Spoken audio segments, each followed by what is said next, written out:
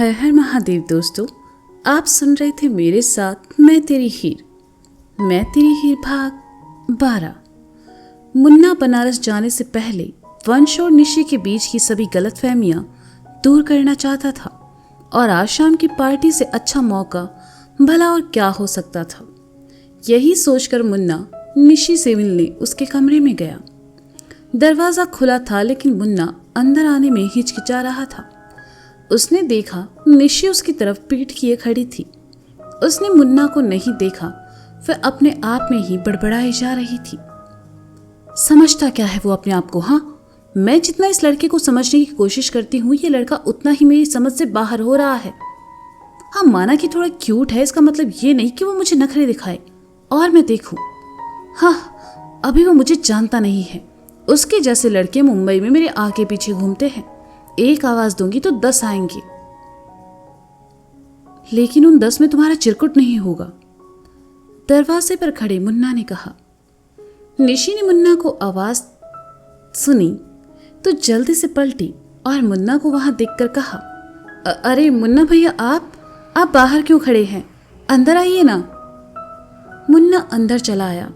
बेचारी निशी मन ही मन ये सोचकर परेशान हो रही थी कि कहीं मुन्ना ने सब सुन तो नहीं लिया जो उसने वंश के लिए कहा था। उसने मुन्ना की तरफ देखा और झिझकते हुए कहा, आई होप कि आपने कुछ नहीं सुना है।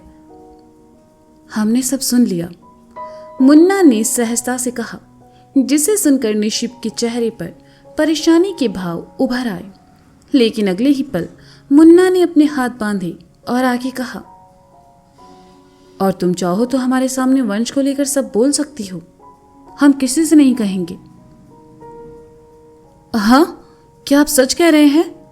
निशी ने हैरानी से पूछा। हाँ, क्योंकि हम जानते हैं वंश आजकल कुछ ज्यादा ही बदतमीज और चिड़चिड़ा हो गया है। मुन्ना ने वहीं पड़ी कुर्सी पर बैठते हुए कहा। निशी भी मुन्ना के सामने आकर बिस्तर पर बैठ गई और अपनी आंखों को बड़ी करते हुए कहा, पता है मुन्ना भैया, बनारस में वो जैसा था वैसा यहाँ बिल्कुल नहीं है। उसका कुछ समझ नहीं आता, कभी बहुत स्वीट हो जाएगा और कभी ऐसे बिहेव करेगा कि दिल करता है उसका सर फोड़ दूं मैं। वो सच में बहुत अननोइंग है। अगर ऐसा है तो फिर तुम उसकी परवाह क्यों करती हो? मुन्ना ने पूछा। मुन्ना के सवाल पर निशी खामोश हो गई। ये तो आज तक वह भी नहीं समझ पाई कि वह वंश की परवाह कैसे करने लगी। निशी को खामोश देखकर मुन्ना ने कहा, हम जानते हैं तुम और वंश दोनों एक दूसरे के बिल्कुल अपोजिट हो, लेकिन इसके बाद भी तुम दोनों एक दूसरे की परवाह करते हो। इसे हम क्या समझे निशी? वंश ने तुम्हारे साथ जो बदतमीजी की उसके लिए वो तुमसे माफी मांगेगा और आज के बाद वो ऐसे बदतमीजी नहीं करेगा। पर क्या इस बार तुम सिर्फ हमारे कहने पर उसे माफ कर दोगी? मुन्ना की बात सुनकर निशी ने उसकी तरफ देखा और कहा, अरे नहीं मुन्ना भैया, आप क्यों उसके लिए माफी मांग रहे हैं? लेकिन उसने मुझे बहुत परेशान किया है और हर्ट भी। इस बार मैं उसे माफ नहीं करूंगी। मैं उसके जैसा बदतमीज इंसान अपनी जिंदगी में नहीं देखी। हाँ, तुम्हारे मुंह से तो गुलाब के फूल झड़ते हैं ना। मुझसे भी ज्यादा बदतमीज तो तुम हो, वंश ने कमरे में आते हुए कहा, जो कि बाहर खड़ा निशी और मुन्ना की बातें सुन रहा था। तुम्हारे लिए फूल नहीं पत्थर, वो भी मेरे हाथों। देखा मुन्ना भैया, कितना चीपड़ इंसान है ये, बाहर छुपकर हमारी बातें सुन रहा था। निशी ने बिस्तर से उठकर वंश के सामने आते हुए कहा, मुझे कोई शौक नहीं है तुम्हारी टेंटे सुनने का। वो तो गौरी मुन्ना से बात करना चाहती थी, इसलिए मैं यहाँ आया हूँ। ए मुन्ना, ये लो, गौरी का वीडियो कॉल है। वंश ने मुन्ना का फोन उसकी तरफ बढ़ाकर कहा, जिसे मुन्ना नीचे हॉल में भूल आया था। मुन्ना फोन लेकर साइड में चला आया। स्क्रीन पर गौरी कहीं नजर नहीं आ रही थी, इसलिए मुन्ना ने कहा, Gauri, are you there? 1 minute man, I have a surprise for you. बस 1 मिनट दो। फोन से गौरी की आवाज आई। मुन्ना इंतजार करने लगा और उधर वंश और निशी आमने सामने खड़े एक दूसरे को घूरे जा रहे थे। निशी ने वंश को देखकर मन ही मन कहा, हाँ, कितना अंतर है दोनों भाइयों में। मुन्ना भैया कितने डिसेंट है, शांत, पोलाइट और परफेक्ट। हर लड़की का सपना होता है मुन्ना भैया जैसा लाइफ पार्टनर उन्हें मिले, और दूसरा ये चिरकुट, बदतमीज, बेशरम और एक नंबर का खड़ूस इंसान, जिसे ना लड़कियों से बात करने की तमीज है ना ही किसी के एफर्ट्स की कदर। हकीकत तो क्या, कोई लड़की से सपने में भी अपना लाइफ पार्टनर ना बनाए।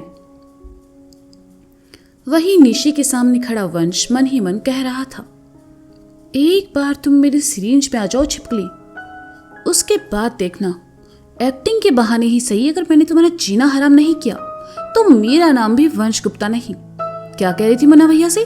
दिल करता है तुम मेरा सर फोड़ दो, इतना परेशान करूंगा ना तुम्हें कि मेरा सर फोड़ने से पहले तुम अपना सर दीवार पर दे मारोगी। वैसे तुम्हें देखते ही मैं इतना वाइल्ड क्यों हो जाता हूं? निशी ने देखा वंश उसे घूरे जा रहा है तो उसने वंश को साइड किया और ड्रेसिंग टेबल की तरफ चली गई। मुन्ना को फोन पर बिजी देखकर वंश भी निशी के पीछे आया और निशी के सामने जैसे ही देखा उसे शीशे में अपने साथ खड़ा वंश नजर आया। निशी पलटकर वंश को देखती है तो वंश अपने बालों में हाथ घुमाते हुए कहता है, क्या क्या देख रही हो? कभी हैंडसम लड़का नहीं देखा क्या? निशी ने सुना तो मन ही मन झल्लाते हुए वापस सामने देखने लगी, लेकिन शीशे में भी उसे वंश ही नजर आ रहा था। वंश निशी के थोड़ा सा करीब आया और शीशे में देखते हुए कहा, वैसे साथ में सही तो लगते हैं हम दोनों। निशी ने सुना तो उसका दिल धड़कने लगा।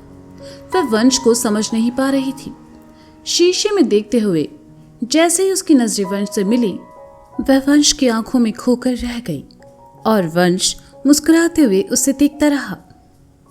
गौरी ने मुन्ना को इंतजार करने को कहा और फिर एकदम से स्क्रीन दिखाई थी, जिसे देखकर मुन्ना गिरते गिरते बचा। कैसी लग रही हूं मैं? गौरी ने खुशी से चहकते हुए कहा। मुन्ना ने खुद को संभाला, फोन भी उसके हाथ से गिरने ही वाला था।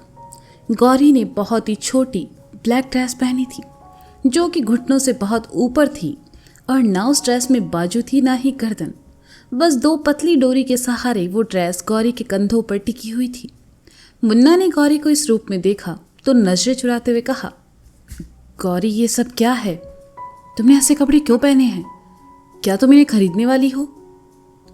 ऑफ कोर्स मान, ये ड्रेस हमारे हनीमून के लिए है, गौरी ने चहकते हुए कहा। शादी के बाद हनीमून सुना था, लेकिन सगाई के बाद हनीमून? मुन्ना भाभी कुछ ज्यादा ही मॉडर्न नहीं हो गई है? हाँ, वंश ने शीशे के सामने से हटकर मुन्ना की तरफ आते हुए कहा। शट अप, मुन्ना ने वंश से कहा और फिर गौरी से कहा, और तुम अभी के अभी उतारो इसे। तुम्हारे सामने? ये सब में अभी टाइम है मान, गौरी ने शर्माने की एक्टिंग करते हुए कहा। तो मुन्ना ने फोन अपने सर पर दे मारा और कहा, ओ गौरी, हमारे कहने का मतलब है चेंज करके आओ। लेकिन ये कितना अच्छा लग रहा है, तुम देखो ना कितना सही तो है, गौरी ने मचलते हुए कहा। जरा मैं भी तो देखूं, कहते हुए वंश जैसे ही मुन्ना की तरफ आया, मुन्ना ने फोन साइड में किया और कहा, तुम गौरी को इस हाल में नहीं देख सकते। बस क्या मुन्ना, मैं क्यों नहीं देख सकता?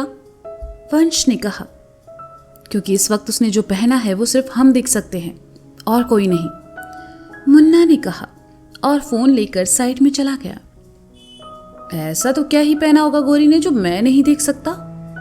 वंश बड़बड़ाया। आई विश तुम्हें किसी ने प्राइवेसी के बारे में थोड़ा ज्ञान दिया होता, निशी ने वंश को ताना मारते हुए कहा और कमरे से बाहर चली गई। Indore VKI mall. Changing room में खड़ी गौरी मायूस से शक्ल बनाकर शीशे में खुद को देखे जा रही थी।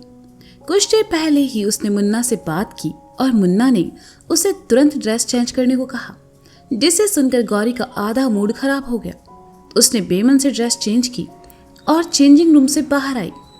काशी बाहर उसका इंतजार कर रही थी और शक्ति शोरूम के बाहर फोन पर किसी से बात कर रहा था। क्या हुआ, तुमने ये ड्रेस ट्राई क्यों नहीं किया? काशी ने कहा। गौरी ने उस ड्रेस को साइड में रखा और काशी की तरफ पलटकर कहा, काशी मुझे एक बात बताओ, तुम्हारा ये भाई कौन सी दुनिया से आया है? गर्लफ्रेंड जब ऐसे हॉट ड्रेसेस पहने तो लड़कों को बहुत पसंद आती है, लेकिन मान ने कहा मैं इसे चेंज करके आऊं, वो इतना अजीब क्यों है? काशी ने सुना तो मुस्कुराई और कहा, वो इसलिए क्योंकि तुम उनकी गर्लफ्रेंड नहीं बल्कि उनकी होने वाली वाइफ हो, और वैसे भी हमारे मुन्ना भैया बहुत सीधे हैं उन्हें ऐसे कपड़े बिल्कुल पसंद नहीं है। ओ काश इतना भी नहीं होता। मुझे लगा मुझे इस ड्रेस में देखकर वो मेरा दीवाना हो जाएगा, लेकिन ऐसा तो कुछ नहीं हुआ। गौरी ने मायूसी से कहा। क्या तुम चाहती हो मुन्ना भैया सच में तुम्हारे दीवाने हो जाएं? काशी ने पूछा। हाँ, मैं चाहती हूँ सगाई के लिए जब वो इंदौर आए तो मुझे देखकर बस उसकी आंखें मुझ पर टिक जाए। गौरी ने ख्यालों में खोए हुए कहा। काशी ने सुना तो अपने सर पर एक चपट मारकर कहा, और इसलिए तुम्हें ये हॉट ड्रेस चूज की? गौरी तुम सच में गधी हो। अरे जिस इंसान को तुम्हारी सादगी से प्यार है उसे तुम्हारा दिखावा भला कहाँ पसंद आएगा? तो अब मैं क्या करूं? गौरी ने मासूमियत से कहा। वो सब तुम हम पर छोड़ दो, काशी ने कुछ सोचते हुए कहा। गौरी मुस्कुराई और फिर काशी के साथ वहां से जाने लगी। तो काशी ने कहा, अरे वो ड्रेस तो उठा लो। अब वो क्यों चाहिए तुम्हें? गौरी ने हैरानी से पूछा। हमारी गर्ल्स ट्रिप पर पहनना। मुन्ना भैया को नहीं पसंद ये सोचकर तुम अपना मन मत मारो। तुम्हारी सगाई के बाद एक ट्रिप तो बनता है ना? काशी ने आंखों में चमक भरते हुए कहा। ओ काशी तुम बहुत अच्छी हो, मैं ये ले लेती हूँ। कहते हुए गौरी ने वो ब्लैक ड्रेस उठाया और काशी के साथ आगे बढ़ गई। शाम के 7 बज रहे थे। मुरारी अपने कमरे में शीशे के सामने खड़ा तैयार हो रहा था। अनु किसी काम से कमरे में आई तो मुरारी को तैयार होते देखकर कहा, तुम कहीं जा रहे हो क्या मुरारी? हाँ, जरा घाट होकर आ रहे हैं, कुछ दोस्त आने वाले हैं, उन्हीं में से एक छोटी मुलाकात है बस। मुरारी ने परफ्यूम लगाते हुए कहा। अनु उसके पास आई और मुरारी को ऊपर से नीचे तक घूर कर देखते हुए कहा, जे कौन सा दोस्त है तुम्हारा जिसके लिए परफ्यूम से नहाया जा रहा है? मुरारी ने अनु की तरफ देखा, कुछ देर शांत रहा और फिर एकदम से अपने बालों को बिगाड़ लिया। कुर्ते की बाजू जिन्हें फोल्ड किया था उन्हें सीधा कर लिया। कुर्ते के खुले बटन जो गले तक बंद थे उन्हें इतना बंद कर लिया कि मुरारी का गला ही घुट जाए। हाथ में पहनी घड़ी को निकालकर ड्रेसिंग पर रख दिया और कुर्ते को सलवटों में करते हुए कहा, अब ठीक है और तुम्हारी इजाजत हो तो हम जाएं। अनु ने मुरारी को देखा और कहा, ऐसे जाओगे? अरे गंगा मैया, का करे हम तुमरा। साला थोड़ा ढंग से जाओ तो तुमको पसंद नहीं, अब बिगाड़ रहे हैं तो तुमको हजम नहीं हो रहा। तुम ही बताओ हम का करें? मुरारी ने बिदकते हुए कहा। मेरा मतलब ऐसे जाओगी घाट पर तो पूर्व विधायक की बनारस में क्या इज्जत रह जाएगी?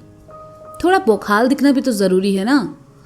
कहते हुए अनु ने मुरारी के कुर्ते की बाजुओं को फोल्ड किया, उसके कुर्ते के ऊपर के 3 बटन खोले, बालों को बनाया और फिर उसकी मूंछों को सेट करने लगी।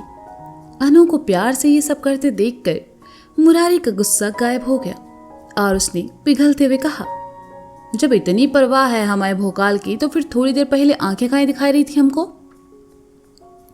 अनु ने मुरारी के गले में अपनी बाहें डाली और मुस्कुरा कर कहा, वो तो मैं चेक कर रही थी कि मेरी आंखों का खौफ बचा है या खत्म हो गया। मुरारी ने सुना तो अपनी बाहों को अनु की कमर में डालकर उसके अपने करीब किया और कहा, इसी बात पर कुछ मिठा हो जाए। अनु ने कहा तो मुरारी का दिल धड़क उठा और मन में एक गुदगुदी सी होने लगी। लेकिन अगले ही पल अनु ने कहा, घाट से वापस आते हुए मीठा पान ले आइएगा मेरे लिए। मुरारी अनु से कुछ कहता इससे पहले ही अनु उससे दूर हटी और कमरे से बाहर चली गई। मुरारी ने शीशे में खुद को देखा और कहा, पता नहीं हमें जे मीठा कब्बो नसीब होगा। तो दोस्तों क्या लगता है आपको, क्या मुरारी को मीठा मिलेगा? और ये कौन दोस्त है जिसके साथ मुरारी घाट पर जा रहा है? क्या वहां होने वाला है कोई नया कांड?